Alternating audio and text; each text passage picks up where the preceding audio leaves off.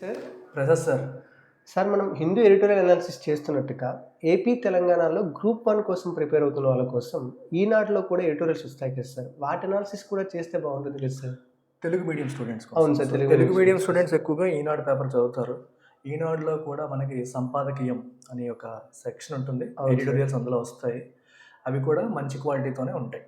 So మనం తెలుగు మీడియంలో group 1 కోసం ప్రిపేర్ అవుతున్న వాళ్ళు, ఇన్ఫ్యాక్ట్ గ్రూప్ 2 కోసం ప్రిపేర్ అయ్యే వాళ్ళ కోసం కూడా ఈనాడు పేపర్లో ఉన్న ఎడిటోరియల్స్ ఎక్స్ప్లెయిన్ చేయడం కూడా మొదలుపెట్టాం.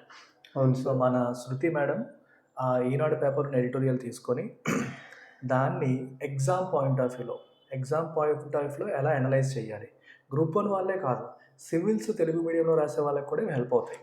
మెయిన్స్ ఆన్సర్ రైటింగ్ పరంగా హెల్ప్ అవుతాయి.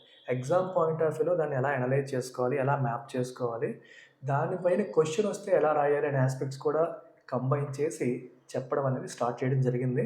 ఇది తెలుగు రాష్ట్రాల్లోనే ప్రథమం. ఎందుకంటే దీన్ని చాలా చక్కగా గ్రూప్ 1 ఆస్పిరెంట్స్ యూటిలైజ్ చేసుకోవచ్చు. ఇది మన యూట్యూబ్ ఛానల్లో మనం ఫ్రీగా ఇస్తున్నాం. ఇది పెయిడ్ కాదు, 100% ఫ్రీ.